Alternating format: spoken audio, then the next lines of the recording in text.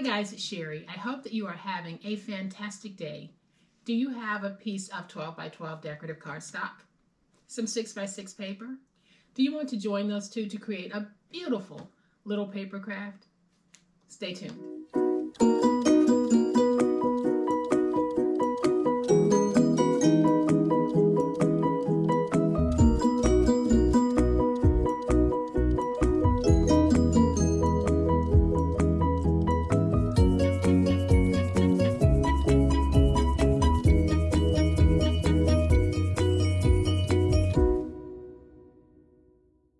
What I'm talking about. I made this box using a piece of 12 by 12 cardstock, and then I filled it using my 6 by 6s, and I'm going to show you how.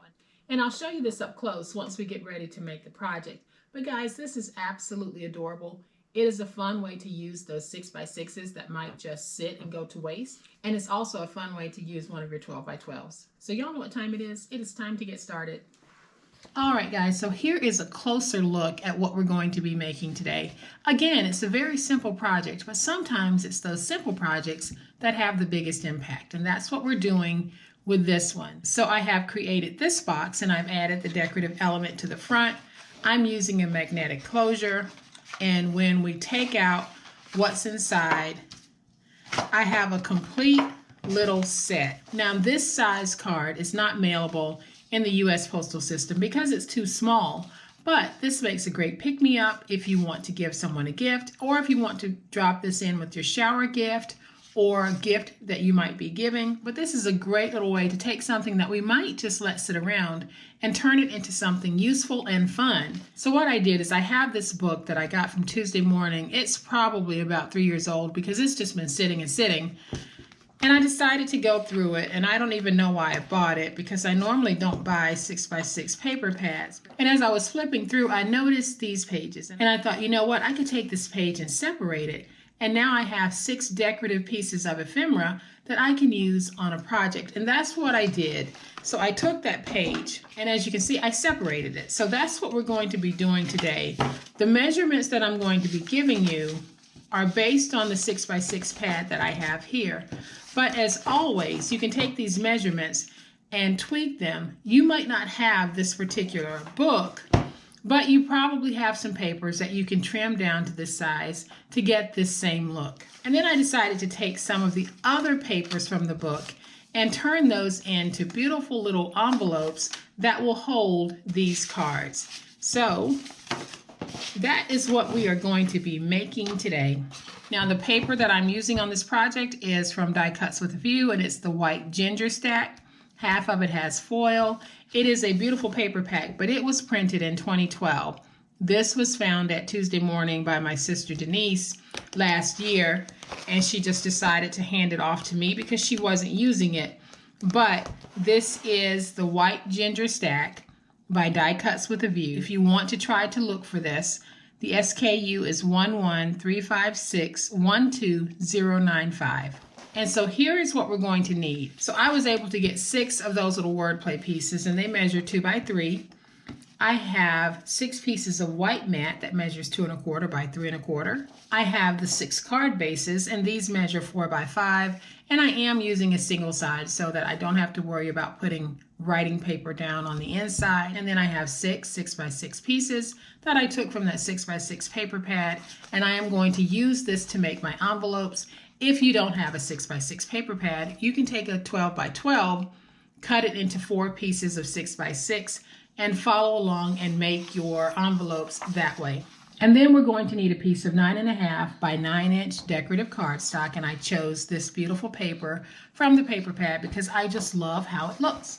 All right, guys, so we're going to make the box first, and starting on the 9-inch side, we are going to make a score at 1, at 4 1/4, at 5 1/4, and at 8 1/2. Then we're going to rotate it to the 9.5-inch side. We are going to score at 1, at 5 1/2, and at 6 1/2. This time I decided that I wanted to make my flap that's going to hang over just a little bit longer than this, and that is why I'm adding the extra space, because I like this, but I wanted it to be just a little bit longer. So I am going to use my big old spatula just to fold and burnish all of my scores.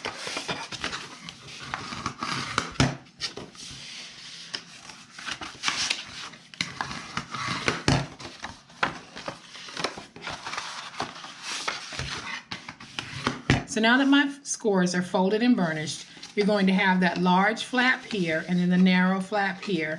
This is the bottom of the box. This is the top of the box. So we're going to go ahead on the bottom and get rid of this little corner piece right here.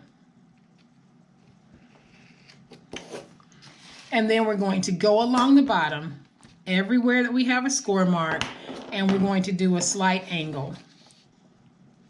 So I'll cut there, cut there, cut there, cut there, cut here, and cut here.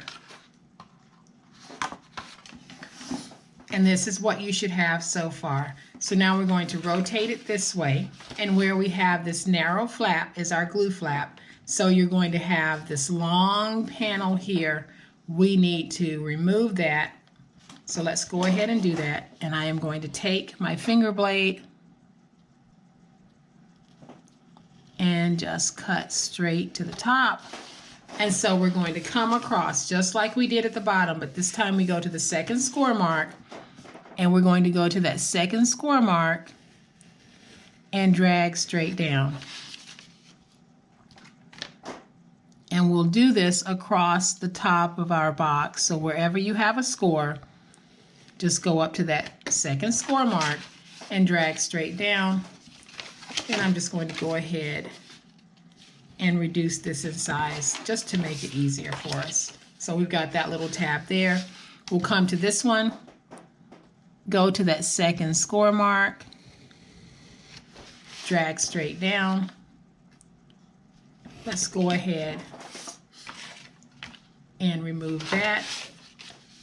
Then we can just angle in a little bit on these. We don't have to do a whole lot of angling because we are not going to be taking our box and folding the flap in. This time the flap will be on the outside.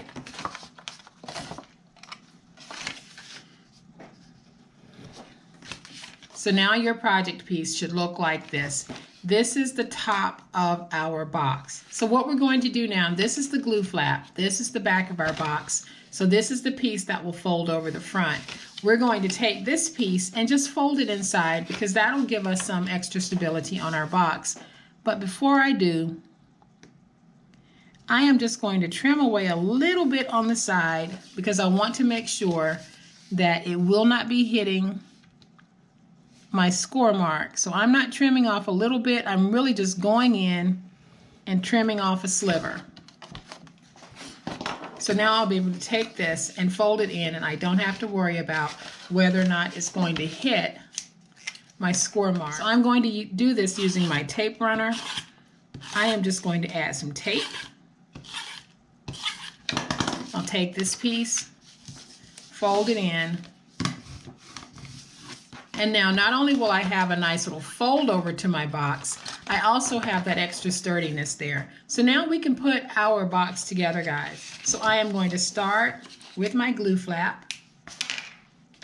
I am going to take some of my Reptile adhesive, place it on that flap. Then I'll take this piece and I'm just going to match it with the other side.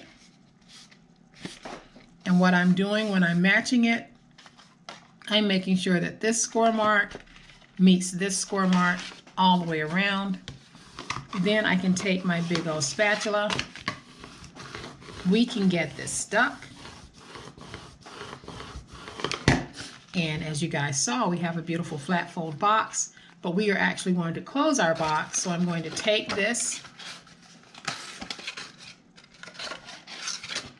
fold in my sides, place just a little bit of glue on those flaps. Then I'll place some glue on my back flap. Fold that over.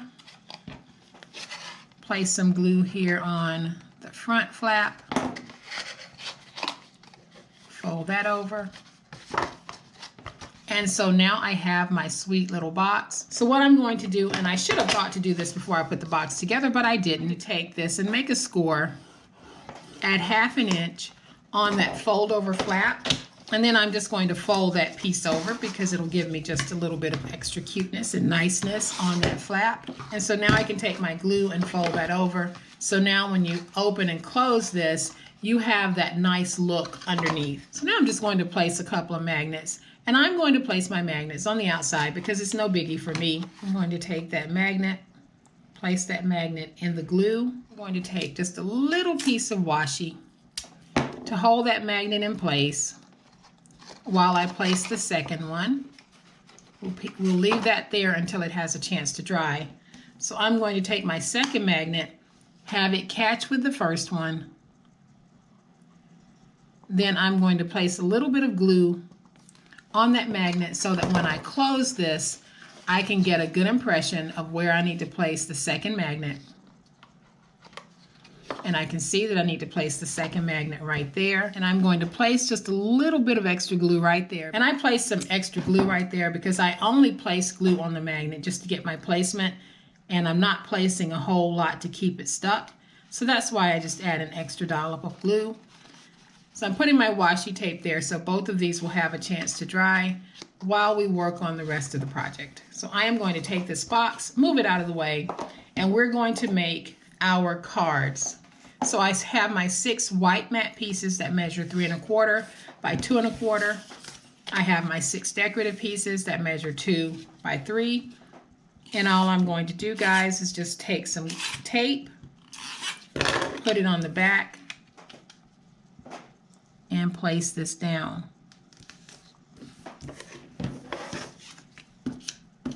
And it really is as simple as this.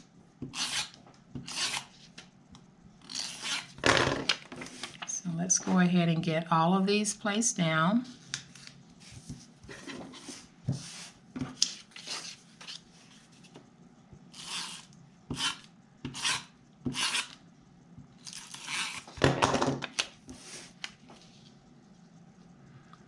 And if you want to know what kind of tape runner I'm using, it is in the description box along with a link for the tape runner that I use. If you have a tape runner that is a favorite of yours, by all means, please keep using it. You don't have to have this tape runner. If you have one that works for you, that's all that matters.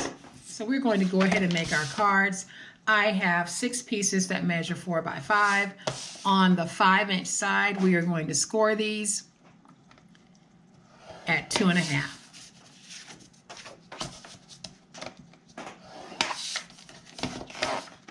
So we'll take our cards, fold on that score, and burnish.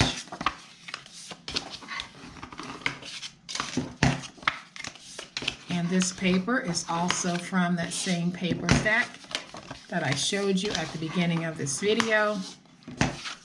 I am so thankful to my sister for giving this to me because it really is a fun, festive paper collection. All right, so we have our 6 cards all folded and scored, and we're going to take our 6 mats and just place them just like that. We are not doing anything. Simple paper crafting here, guys, and like I said, sometimes simple is the best.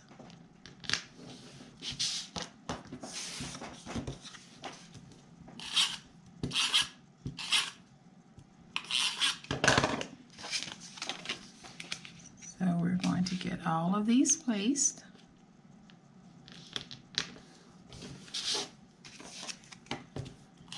And then I'll go back over them in a minute just to make sure I have a nice stick. And I hope you guys are reading the messages on these cards as I am putting them down, because the messages are so much fun and so encouraging. Like this one says, I love my family, happy, joy, dream, blessed, happy family ties, just full of encouragement and kindness and fun. Now that we have all of these down, let's go ahead and bring in the bone folder, big old spatula, whatever it is you use. Go over this to make sure that you have a nice stick. And look at how fun these are. And because we used single-sided, you don't have to worry about adding paper to the inside unless you want to. But these are just so stinking cute. So we're going to take these and go ahead and put them in the box to get them out of the way and to keep them from getting damaged. So I'm going to set that box to the side. We're going to bring in the 6 papers for the envelopes as well as our scoreboard. So we're going to take our envelope, score at 7/8, rotate it to the opposite 6-inch side where we made that first score at 7/8, and then we're going to rotate it to the unscored side, score at 2, and then we're going to score at 5 3/4. And then we are going to fold and burnish all of our scores. And once you have folded and burnished all of your scores, we are just going to go to our score marks and we're going to make some triangles. So we'll make the triangle at the bottom and the triangle at the top. Triangle here. And a triangle here. So this is the fold over flap for the top. This is the fold over for the bottom. So now we're going to turn it and just go to where we made that triangle. Place your knife right there and just trim in. We'll do the same thing at the bottom. So we'll go up to this point, place our knife, and just trim in at an angle. Go up to that point, place your knife, and just trim in at an angle. And now we have a sweet little envelope for our project. So I can take my glue, place my glue right there, take this piece, fold it, and now I have an awesome envelope for this project. I can take my cards, and you can see just what a cute little set that makes. Now we can take our card, place it on the inside, and we have a sweet envelope that we can use as dress up for our cards. So we have the cards, and I've demoed how to make one of the envelopes. I am going to go back and make the other 5 envelopes so that I'll have a complete set. Finish this out. I have this little sentiment here that says best wishes and some scrap green paper that will fit nicely with the theme of my project. So I'm going to take this, just place it down,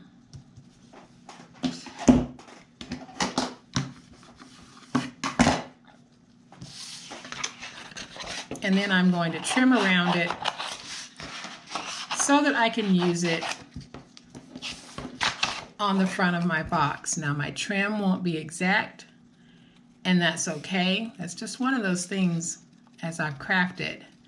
I've learned to accept some of my imperfections more. It used to be that it had to be perfect or I would throw it out, but I now realize that perfection is just one of those things that we'll never attain. We just do the best we can.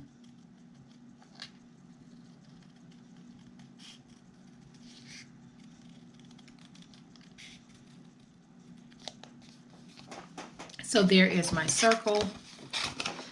I'm going to go ahead and just take my cards and put them on the inside just to add some weight to this. We're going to close it, and I'm going to take this piece that says best wishes and put it right there. I do have a circle punch. I could have punched this out with my punch, but not everyone has those things. So we need to know that we can achieve niceness to our projects even if we don't have some of those extra tools that make it just a little bit easier to be able to do this. So now I think it's safe for me to remove my washi.